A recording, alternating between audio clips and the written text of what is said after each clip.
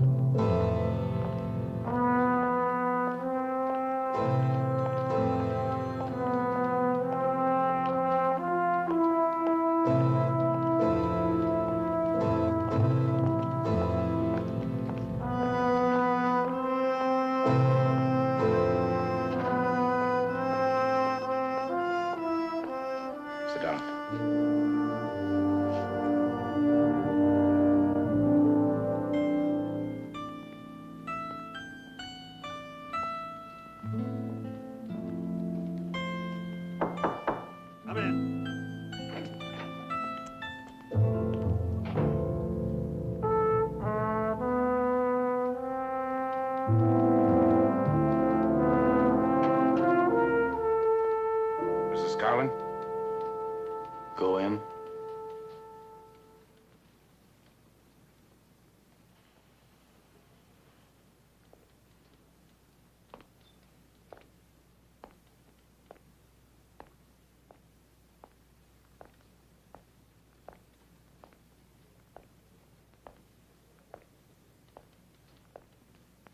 Sit down.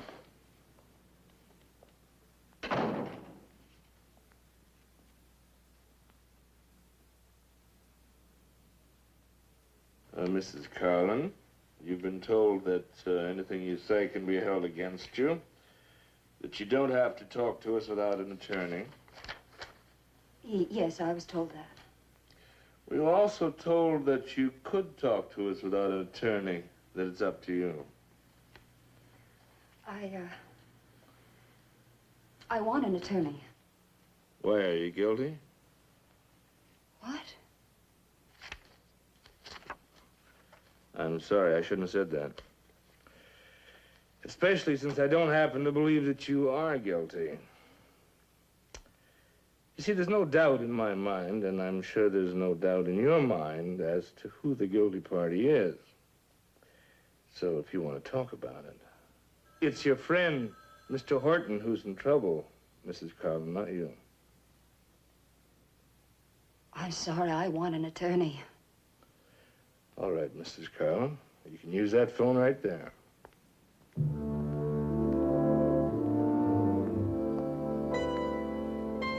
You Ralph Horton? Yes. Did they inform you of your rights when they picked you up? Yes. What am I charged with? You want an attorney. I don't know. Why am I here? Your girlfriend's husband was murdered today. My girlfriend. I don't know who you mean. Come with me.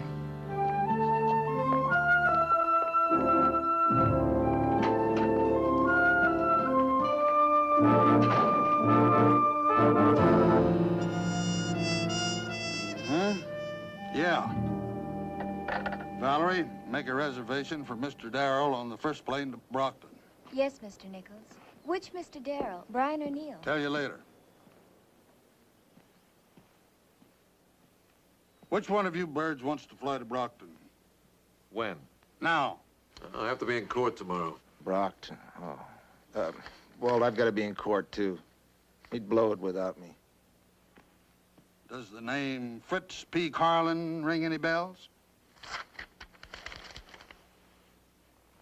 At 12:40 this afternoon, his new beach house was blown up with dynamite, and he was killed instantly. Jim Fadden called, and they're holding Mrs. Carlin. She's in trouble. She's in love with another man, and the police can prove it. Not to mention that Carlin was 60 years old with a $10 million bank account. Jim recommended us, and she's accepted. Heads. Neil. Now, I don't happen to believe her. I've been a cop for an awful lot of years, Mr. Horton. Too many. And I know in a case like this, where the husband gets killed, the pattern, the probability is that the wife is behind it. Proved out too many times. So you see, you've got nothing but my sympathy. And you've got a chance to square yourself. Because as it stands now, she's putting it all on you. I didn't believe him, and I don't believe you. I didn't kill him, and I don't believe she did. All right, then why she got a lawyer coming all the way up here from L.A.? To nail the whole thing to your back. Are you really going to be that stupid?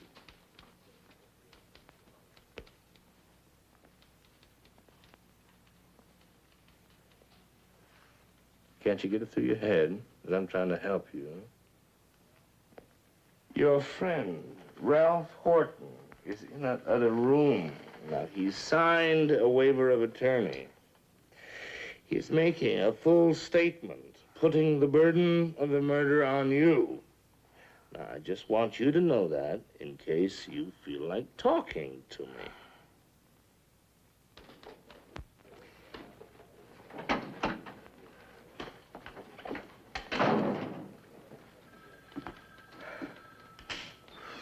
Any luck?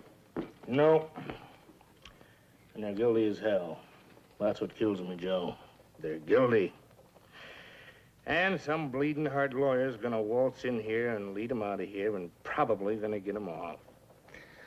Bill, a lawyer can lead them out, but get them off. They got to pass us first. And if they're guilty, I don't think they're going to do it. Joe, you can give odds on that. I'm Joe.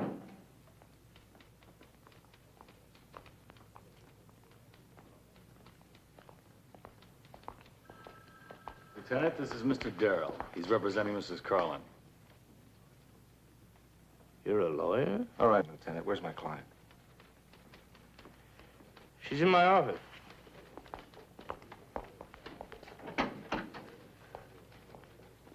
Mrs. Carlin, I'm Neil Darrell.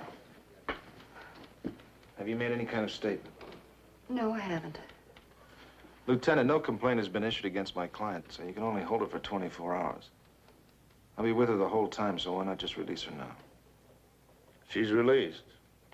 Lieutenant, before you leave, I want to say something. They're also questioning a man named Ralph Horton. He's a friend of mine. According to the lieutenant, he's made a full confession involving me in the death of my husband. Was his attorney present when he made the statement? Are you representing him, too, or are you here policing the city of Brockton for the Supreme Court? Mr. Darrell is also representing Mr. Horton. Will you? Please. Well, all right, Lieutenant. I'm his attorney also. I'd like to talk to my clients alone.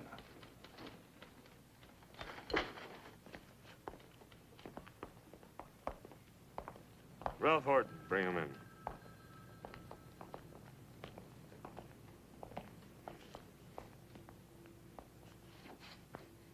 All right.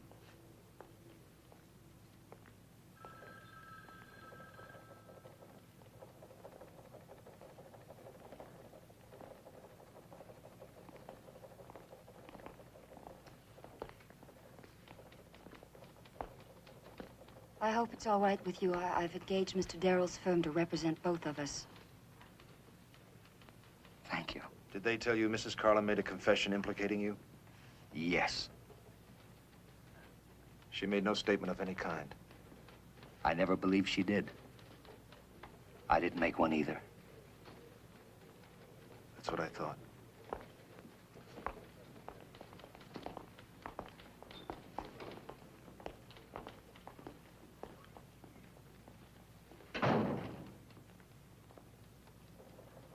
All right, Joe, let's start digging. Let's go to work on them right now. Sergeant, did you interrogate Ralph Horton when he was arrested in connection with the murder of Fritz Carlin? Yes, sir, I did. Was Ralph Horton able to establish his whereabouts at the time of the murder? Objection. Counsel was neither waived by Mr. Horton nor present during the interrogation. This is a preliminary hearing, Mr. Darrell. I intend to allow both you and Mr. Holt more freedom than I would at a trial. The objection is overruled. You may answer the question. Mr. Horton was not able to establish his whereabouts at the time in question. He claimed he was driving with Mrs. Carlin out on Ridge Highway.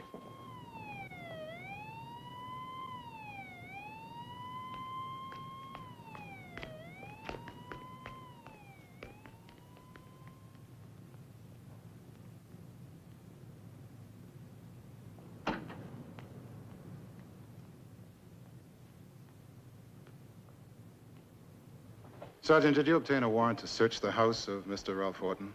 Yes, sir. And did you search his house? Yes. Detective Perkins and I made the search. Did you find anything that pertains to this case? Yes, we did. Where did you find it? We found it hidden in his garage. Under a pile of stuff. You see, there's some boxes and trunks, old magazines. Well, in a corner of his garage, under all that, is where we found it. What was it you found? We found that. Your Honor, I place in evidence 6 sticks of dynamite, which the earlier witness has established as the kind of dynamite used to blow up Fritz Carlin's beach house. You may cross-examine, Mr. Darrell. I never had any dynamite anywhere in my life. I've lived in that house about 5 years. I put things in that corner, but there never was any dynamite there. Mr. Darrell, do you intend to cross-examine? With the court's permission, I would like to examine that warrant. Mr. Holt, do you have it with you?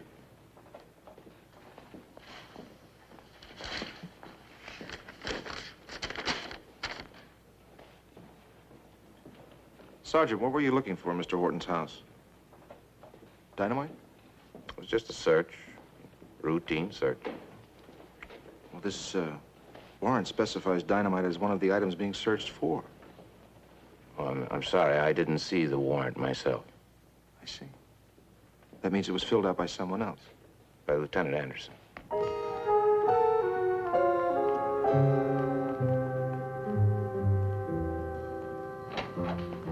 Mr. Darrell. Yes? How did it come out in there? What happened? Why? Who are you? It is very important to me and to you for you to answer my question. What happened? Well, they'll be tried on a charge of first-degree murder. Why? Who are you? Mr. Darrell, I have no money, but I am going to need help. Are you referring to this case? Do you have some connection with it? Yes, sir, I do. What? I killed Mr. Carlin.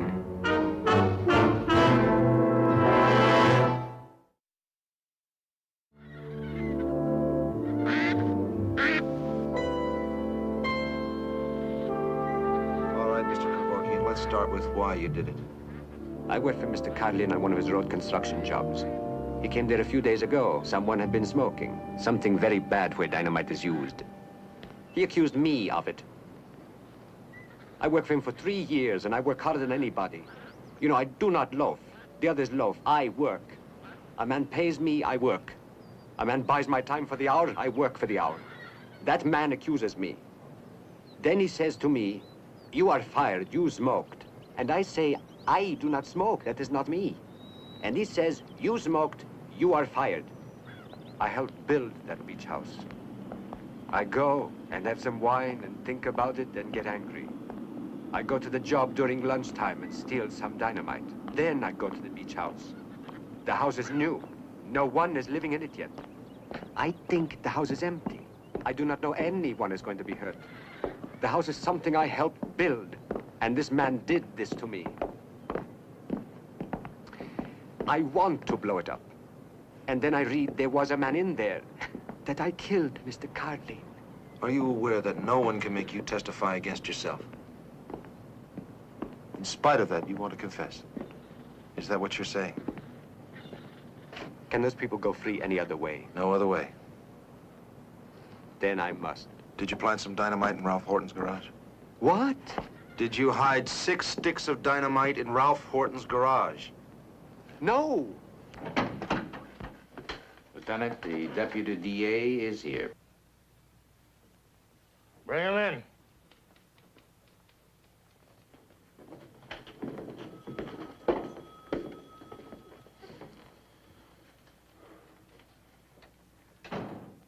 All right, Mr. Holt, you call this meeting. The floor is yours.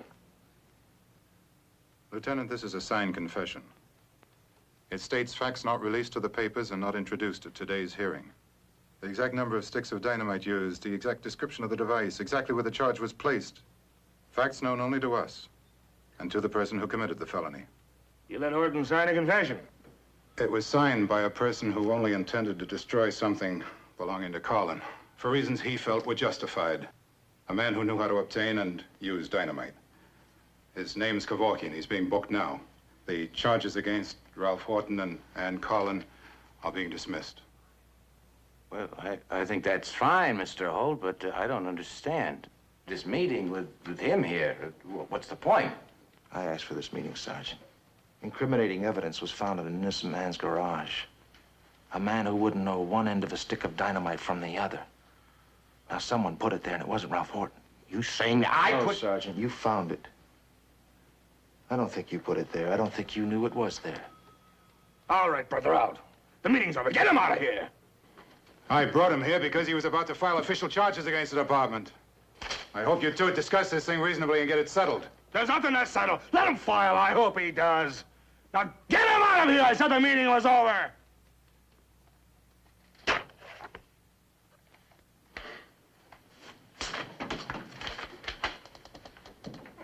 What name are you looking for? William Anderson. Anderson? Anderson.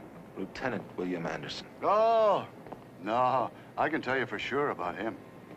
He hasn't bought any dynamite here in half a year or more. But he has bought dynamite this year. Oh, yes. Why? What's he do with it? Maybe I'm getting into something I have no business in. Why don't you ask the lieutenant? I'm sure he won't mind telling you. I'm sure he won't mind either, but if I ask the lieutenant, then I have to tell him about our conversation. If you tell me, it stops right here. Yeah. Well, sure don't amount to much.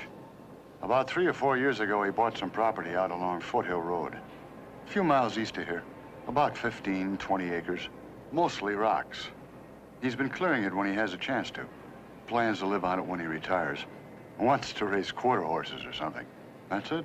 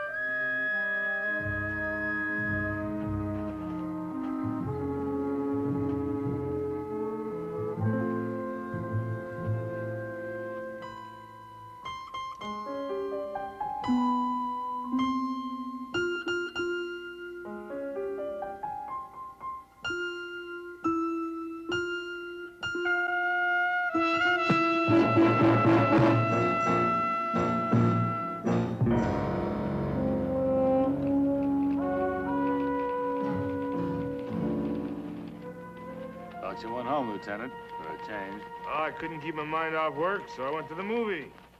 Turned out to be all about mugs like us. Whatever happened to musicals?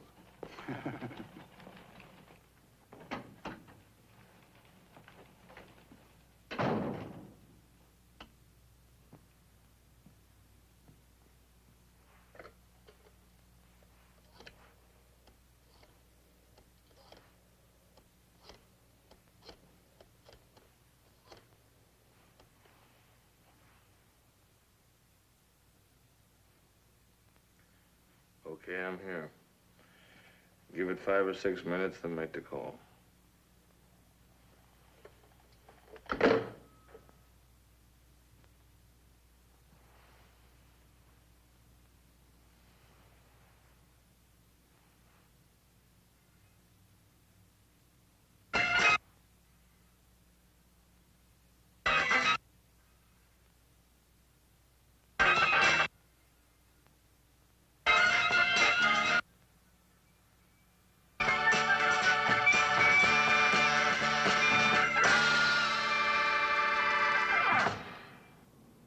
Ever worn linoleum clothing? Well, just take a trip to the Great Linoleum Clothing Experiment on Washburn, right next to the Gas Palace. You'll get next to it. Open every night till 2 a.m. Get it? You'll get it at the Great Linoleum Clothing Experiment.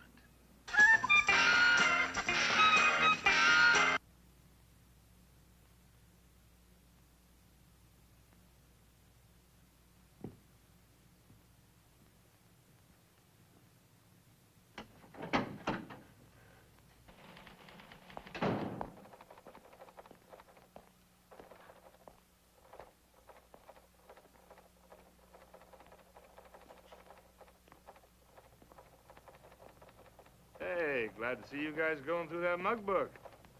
One of these days you're gonna spot one of them out there. Only takes one arrest to make all this time pay off. Well, good night. Night, Lieutenant. Well, when they all start looking alike, it's time to quit. Detective Perkins. All right. Ma'am, give me that address again.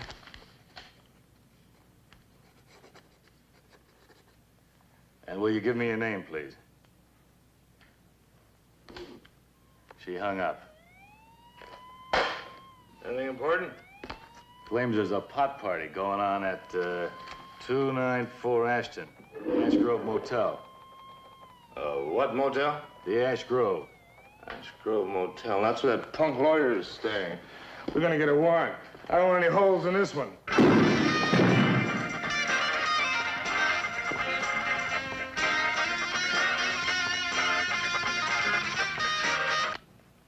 I know I'm just a dumb cop, but one of these days I gotta ask, why oranges? That's the third time I've seen that. You don't look good to me, Lieutenant. Can I call Central Emergency? No, let me take a look at him. You look around.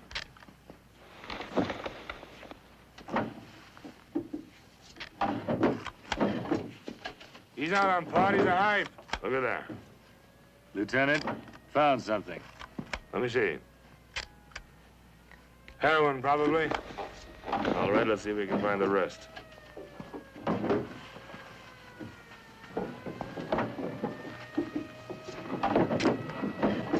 Lieutenant?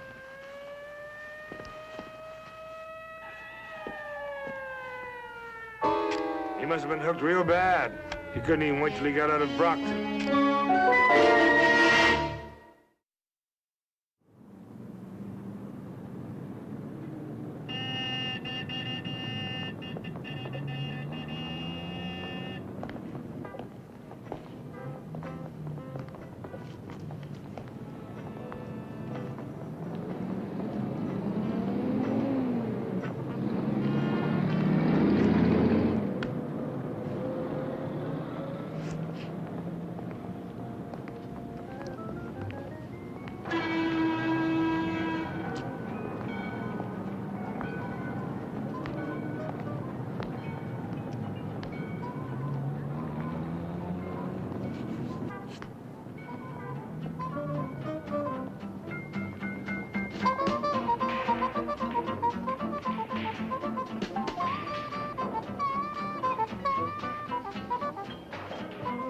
I need a fix. And you tell me where to get one. You're surely joking. Oh, I know it's stupid. I'm 6. Try out. You know, you get into town. What are you gonna do? Look, I got the bread. I'm upstairs, right upstairs at the hotel, the Charles Hotel. I'm using the name Brown, Dave Brown. Now, come on, pal, you can help me. You want a drink? That's what I sell in here, drinks. You don't want a drink? Out. Right now, out.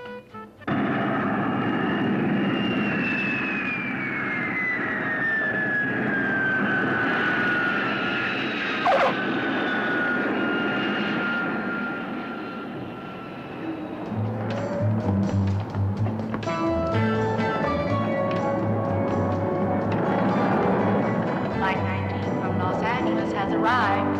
Arriving passengers may be met at Gate 3. Flight 52 departing for Bakersfield and Fresno is now boarding at Gate 12. How much bail did you put up? 5,000, which means they found quite a bit of heroin. What was the charge? Possession? 2 to 10 years. Where's Brian? He's already here. Got here yesterday. You gotta be kidding, dearie. Coming up to a strange lady and asking where to get a fix? So be a doll. I'm new in this town. I need a fix. I can pay You're not for new it. in town. You just new on the vice squad. No, lady. Honest. Then get lost, dearie, before I call a cop.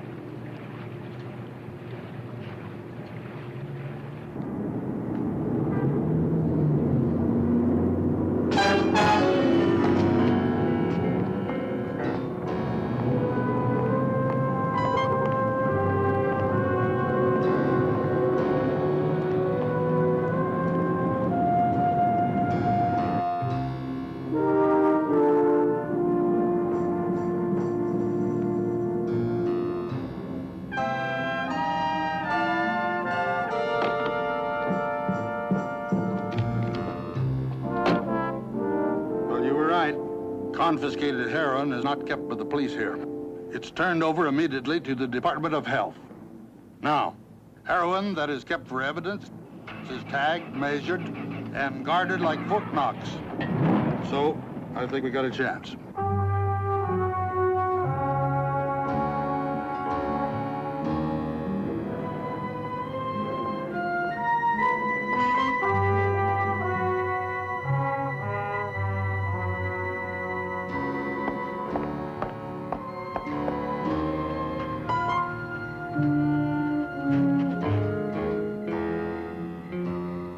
Evening, brother. Your name Dave Brown? No, my name isn't Dave Brown. No, it isn't, bless your heart. But you're staying at the Charleses, right? And the name on the register is Brown. Is it? My name is Posen. You got some bread. Have I? And you need some stuff. Yeah, that's right, man. And you can help me, huh? Yes, indeed. You got the bread on you? Well, you think I'm stupid? Lordy, no. But when you start talking about purchase, show me some bread. Yeah, I can do that.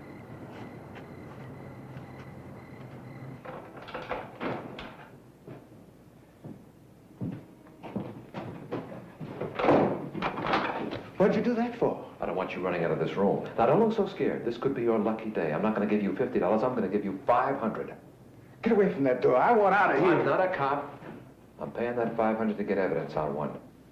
His name is Anderson.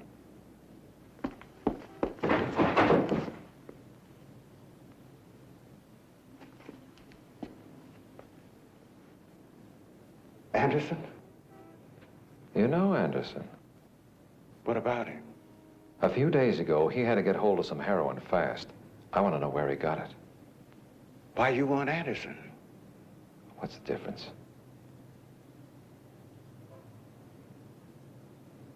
You know, brother, Anderson's an honest cop. So it ain't gonna be easy. But if I do find out, are you paying cash? Just give me information I know is solid. $500, cash. Bless you, brother.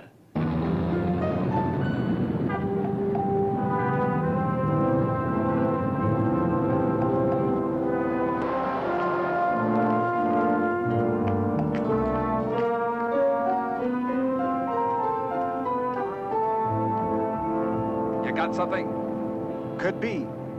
Not just what you wanted, but I do think I've got something. What? Well, like all good cops, Anderson has got a stoolie. Now, wouldn't it be worth something to you to get to that stoolie? Yes, it would. Where is he? I don't know that. I don't even know who he is. Well, what do you know? Somebody who does. At least she says she does. Now, if I can get you to her, and she can get you to him, what's it gonna be worth to me? If she can get me to Anderson's stoolie, the whole bundle, 500. Bless you, brother. Now take me to her. Not now. Tonight, 9 o'clock. The liquor store, you see? Then I'm gonna take you to where she's just gonna happen to be. In an empty house? Brother, all empty houses ain't all that empty. There's a party going on. In there? Believe it. And you're invited. You walk right in and ask for Millie. Very funny. Now, how do I know what you've got set up for me in there?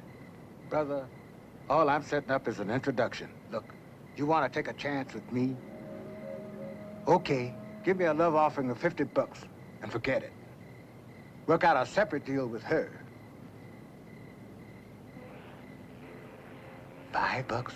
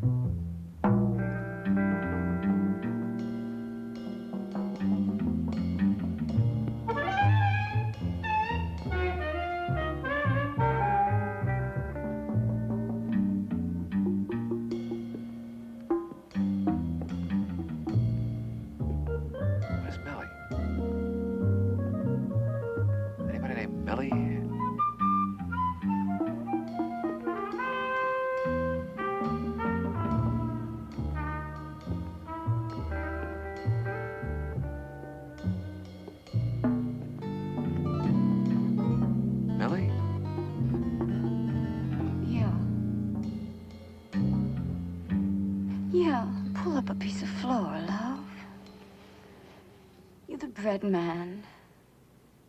That depends. Yeah? What I gotta do for it? Well, don't you know? You're going to get me to Anderson's stoolie. For how much? 500. But first, you got to prove that you're not putting me on. I can prove it. There's this man I know. His name's Freddie. He meets Anderson once a week. Always the same place. I can tell you where. Only I want 1,000, not 500. There's a little bar downstairs in the Charles Hotel. Now, if what you tell me is straight, I'll meet you there the next day and hand you not 1,000, 500. Why not half now, half later?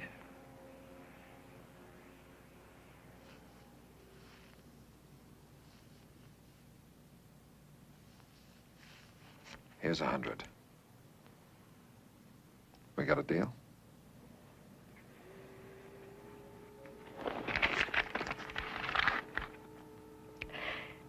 You're gonna know Sunday morning that I didn't lie to you. You meet me at that bar Monday. At exactly noon, okay? Okay. Now, what's the story? Oh, Freddie meets Anderson every Sunday morning at this boat repair yard at the end of Seymour Street. Freddie waits there, in a loft. What time? Time. What time does he meet Anderson? 7, 10, what time? And he just goes there and he waits. Sometimes Anderson doesn't even show up. Freddie's got to be there every Sunday morning. Okay, Millie. Thanks. See you Monday.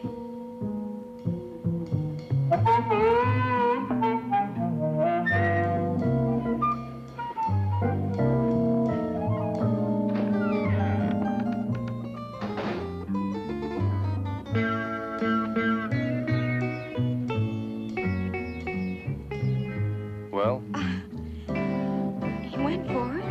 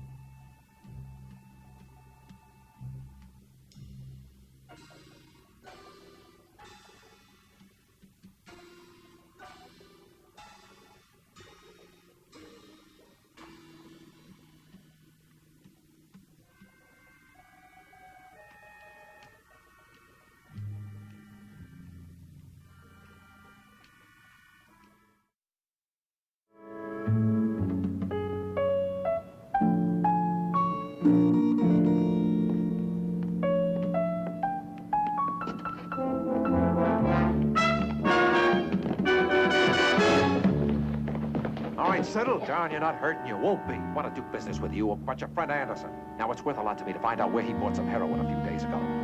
Hey, you're the man that could tell me. He bought it through you, didn't he? You want to talk business? Then you let me up.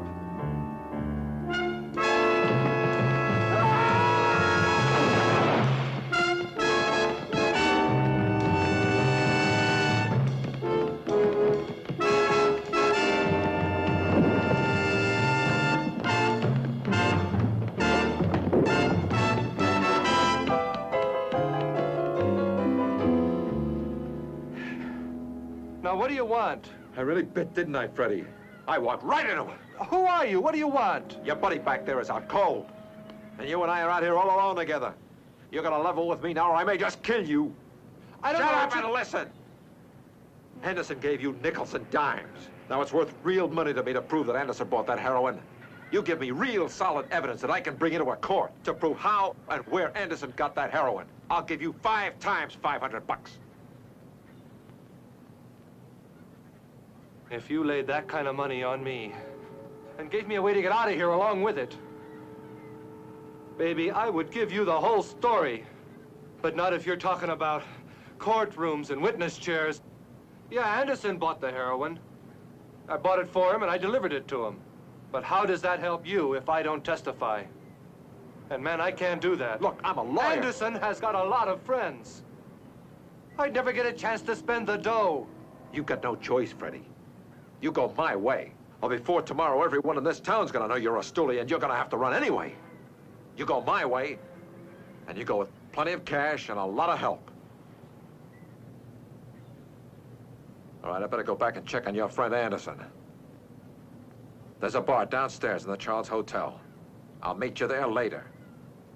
And if you're not there, Freddie, better because you left town, which would be a pretty stupid thing to do now, wouldn't it?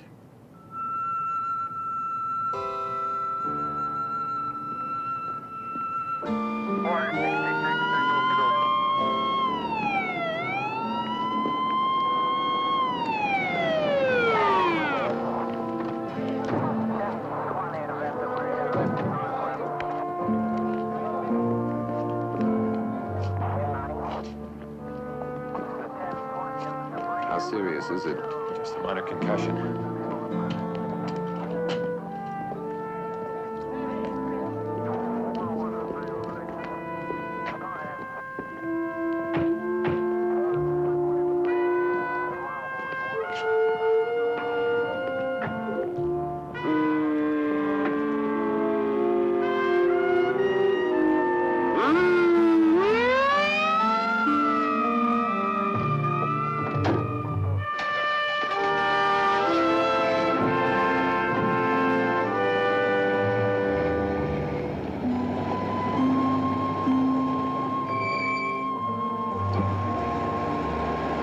All passengers please report to gate 8.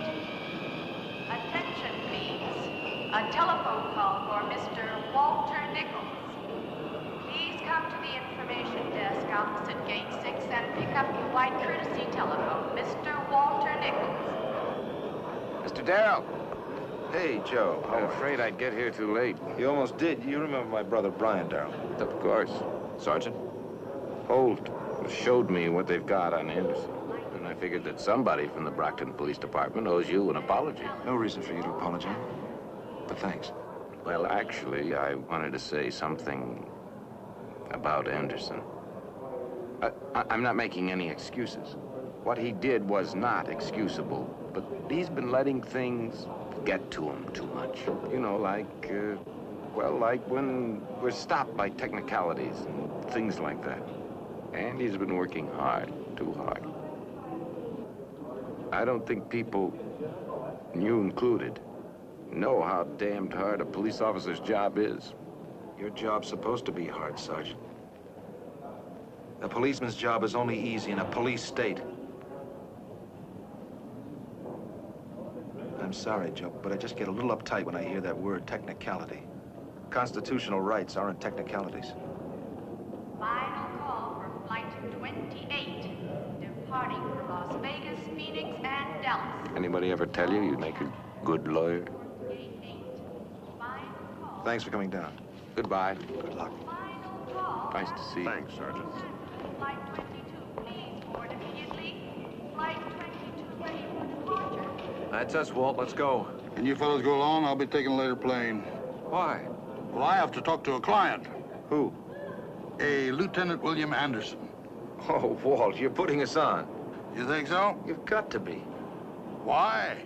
How many times have you told me that any man, guilty or innocent, deserves the best possible defense? And when a man hires me, he's got it, the best possible defense.